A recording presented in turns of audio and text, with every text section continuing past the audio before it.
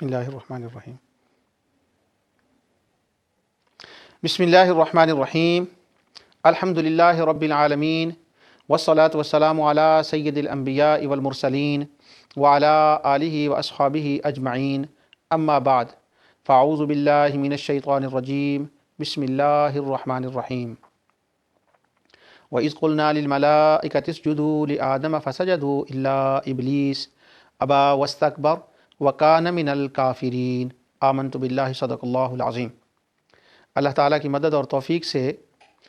آپ کی خدمت میں ازالہ شبہات کا پروگرام لے کر میں آپ کی خدمت میں حاضر ہوں۔ آج ہم ایک ایسے شبہ کا ازالہ کر رہے ہیں کہ یہ شبہ اتنا کامن ہے، اتنا مشہور ہے کہ آپ ناظرین اور سامعین میں سے شاید ہی کوئی ایسا آدمی ہو جس نے یہ شبہ نہ سنا ہو اور اس کے کان تک اس کی آواز نہ پہنچی ہو۔ اور شبہ ڈالنے والے جس شبہ کا سب سے زیادہ چرچا کرتے ہیں وہ یہی شبہ ہے۔ یہ نہیں میں کہہ رہا کہ اور شبہ کا چرچا نہیں کرتے، یعنی بہت شبہات کا وہ چرچا کرتے ہیں، وہ شبہ ہی ہوتے ہیں اور ان میں سے یہ بہت ہی کامن ہے۔ وہ شبہ یہ ہے کہ شبہ ڈالنے والے اس طرح سے شبہ ڈالتے ہیں، وہ کہتے ہیں کہ مشرکین مکہ جو تھے وہ اللہ تعالیٰ کی ذات کو بھی سجدہ کرتے تھے، اللہ تعالیٰ کی بھی عبادت کرتے تھے، اور اللہ تعالیٰ کی ذات کے سوا وہ دوسروں کو بھی سجدہ کرتے تھے، اور اللہ تعالیٰ نے ان کو اس سجدہ کرنے سے منع فرمایا۔ اور اگر شبہ ڈالنے والے عام سطح کے آدمی ہوں تو وہ اس میں بھی جھجک محسوس نہیں کرتے یہ کہنے میں کہ مشرکین مکہ اور پہلے زمانے کے مشرکین، یعنی سیدنا نوح علیہ السلام، ابراہیم علیہ السلام اور دیگر انبیاء کے زمانے کے مشرکین جو تھے وہ بھی قبروں کو سجدہ کیا کرتے تھے، وہ قبور پر جاتے اور جا کر سجدہ کرتے۔ اور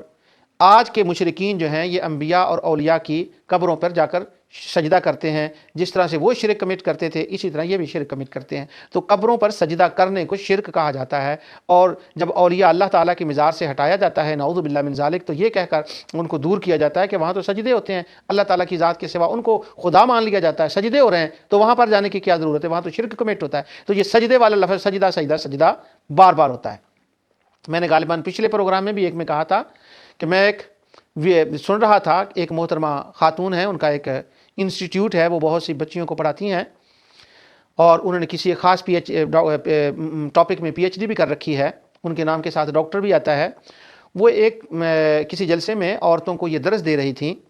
کہ حضرت سیدنا نوح علیہ السلام کی بیوی نافرمان تھی، تو نوح علیہ السلام اس کو یہ فرمایا کرتے تھے کہ تم غلط کام نہ کیا کرو، تو وہ نہ رکتی تھی، اور غلط کام یہ تھا کہ وہ قبور پر جا کر حاضری دیتی اور قبروں پر جا کر سجدہ کیا کرتی تھی، اور 5 پیر تھے وہاں پر اور وہ 5 پیروں کو سجدہ کرتی تھی، نعوذ باللہ من ذالک۔ اسی طرح مشرکین مکہ بھی کرتے تھے اور آج کے مشرک بھی کرتے ہیں، یعنی اس زمانے کے مشرک اس زمانے کے مشرک، ان کو ملانے میں ان کو خاص ایک لطف آتا ہے شبہ ڈالنے والوں کے کہ وہ اللہ کو بھی سجدہ کرتے ان کو بھی کرتے۔ میں پچھلے دنوں میں انٹرنیٹ پر ایک بڑی دھواں دار تقریر سن رہا تھا، تو وہ صاحب جدہ سے بول رہے تھے، اور ایک خاص چینل کا نام تھا، ابھی وہ میں نے ٹی وی پر تو نہیں دیکھا لیکن انٹرنیٹ پر وہ چینل آتا ہے، اسے کہہ رہے تھے کہ مشرکین بھی یہی کرتے تھے کہ وہ اللہ کو سجدہ بھی کرتے تھے اور جا کر قبروں کو سجدہ بھی کرتے تھے، اور آج بھی یہی ہو رہا ہے کہ نمازیں بھی پڑھی جا رہی ہیں، نوافل بھی پڑھے جا رہے ہیں، اور داتا کے صاحب کے دربار پر جا کر سجدہ بھی ہو رہا ہے، اجمیر شریف میں جا کر سجدہ بھی ہو رہا ہے۔ تو یہ ایگزیکٹلی سیم پریکٹس وہی ہے، ہو رہی ہے جس کو رسول اللہ صلی اللہ علیہ وسلم نے اس دنیا میں آ کر ختم فرمایا تھا۔ پہلی بات تو یہ ہے کہ اللہ تعالیٰ کی ذات کے سوا کسی کو سجدہ کرنا، خواہ وہ عبادت کا ہو یا تعظیم کا ہو، یہ ہمارے مذہب اسلام میں اور اس امت محمدیہ صلی اللہ علیہ وسلم میں درست نہیں ہے۔ تو کیا وہ سجدہ شرک ہوتا ہے جو وہ سجدہ کرتے ہیں؟ اور ہر سجدہ ہی شرک ہوتا ہے؟ اس پر اللہ تعالیٰ کی توفیق سے گفتگو کریں گے، لیکن اس سے پہلے ذرا ایک اور سوال ہے، وہ یہ کہ کیا وہ اللہ تعالیٰ کو سجدہ کرتے تھے؟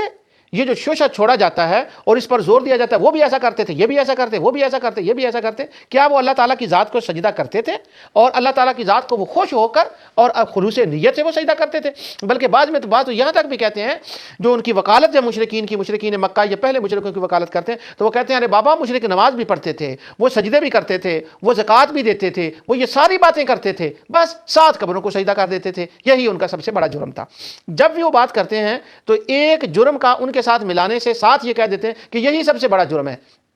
اگرچہ وہ پچھلی تقریر میں یا کتاب کے پچھلے اوراق میں اسی قسم کے کسی اور جرم کو وہ بڑا جرم کہہ چکے ہوں تو وہ بھول جاتے ہیں۔ آئیں اللہ تعالیٰ کی توفیق سے اس شبے کا ازالہ کرتے ہیں اور نمبر وار اس پر گفتگو کرتے ہیں۔ سب سے پہلے اس بات کو دیکھیں کہ کیا وہ اللہ تعالیٰ کی ذات کو سجدہ کرتے تھے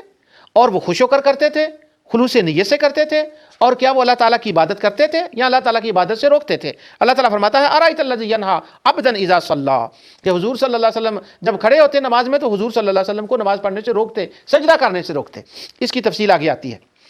سب سے پہلے سورہ الفرقان کی آیت 61 میں تلاوت کر رہا ہوں۔ اللہ تعالیٰ فرماتے ہیں وَإِذَا قِيلَ لَهُمُ اسْجُدُوا لِلرَّحْمَنِ قَالُوا وَمَا الرَّحْمَنُ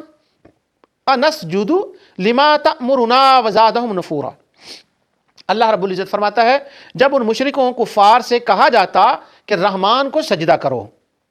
تو وہ آگے سے کیا کہتے؟ قالوا وما الرحمن، وہ رحمان کیا ہے جس کو ہم سجدہ کریں؟ کیا ہے جس کے لیے تم ہم سے کہہ رہے ہو کہ ہم اس کے آگے سجدہ کریں؟ اور اس سے تو وہ بدکتے ہیں، دور بھاگتے ہیں۔ تو اس کا معنی یہ ہوا کہ جب ان کو سجدہ کرنے کے لیے کہا جاتا تھا کہ اللہ تعالیٰ کی ذات کو سجدہ کرو، وہ بدکتے تھے، سوال کرتے تھے کہ وہ رحمان کون ہے؟ اگر ہمارے شبہ ڈالنے والے دوستوں کے قول کے مطابق بس وہ تو گڑگڑانے والے تھے اللہ کے حضور، وہ تو سجدہ کرنے والے تھے، اگر یہ بات تھی تو وہ قالوا وما الرحمن انسجد لما تأمرنا وزادهم نفورا، وہ بھاگتے کیوں تھے اللہ تعالیٰ کی ذات کو سجدہ کرنے سے؟ اور سنیے سورہ القلم،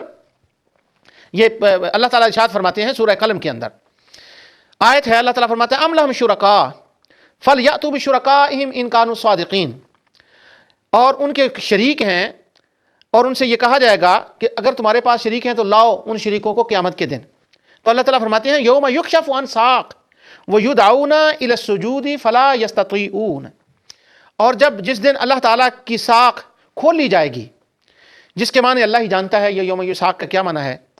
تو وہ سجدہ کرنے کے لیے بلائے جائیں گے، وَيُدْعَوْنَ إِلَى السُّجُودِ، تو وہ سجدہ کرنے کے لیے بلائے جائیں گے، فَلَا يَسْتَطِيعُونَ، تو وہ سجدہ کر ہی نہیں سکیں گے۔ کیوں نہیں سجدہ کر سکیں گے؟ اگلی آیت میں اللہ تعالیٰ فرماتا ہے وَقَدْ كَانُوا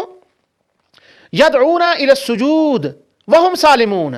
کہ جب ان کو بلایا جاتا تھا سجدہ کرنے کے لیے دنیا میں، جب وہ تندرست ہوتے تھے تو وہ اس سجدے کا انکار کیا کرتے تھے۔ اب سوال یہ ہے کہ جو اللہ رب العزت کو دنیا میں خلوص نیت سے سجدہ کرنے والا ہے، جب قیامت کا دن ہوگا اس کو رب العزت سجدہ کرنے کے لیے حکم فرمائیں گے تو وہ اللہ کے حضور جھک جائے گا، وہ سجدہ کرے گا۔ تو اگر یہ اللہ کے حضور خلوص نیت سے واقعی ایسے سجدہ کرتے تھے جیسے ہمارے دوست کہتے ہیں، تو پھر وہ قیامت کے دن سجدہ فلا یستطیعون، وہ سجدہ کیوں نہیں کر سکیں گے؟ بس معنی یہ ہے کہ وہ اللہ کے حضور سجدہ نہیں کرتے تھے، بس وہ رسمن کرتے تھے، حقیقتاً وہ سجدہ اپنے معبودوں کو ہی کرتے تھے۔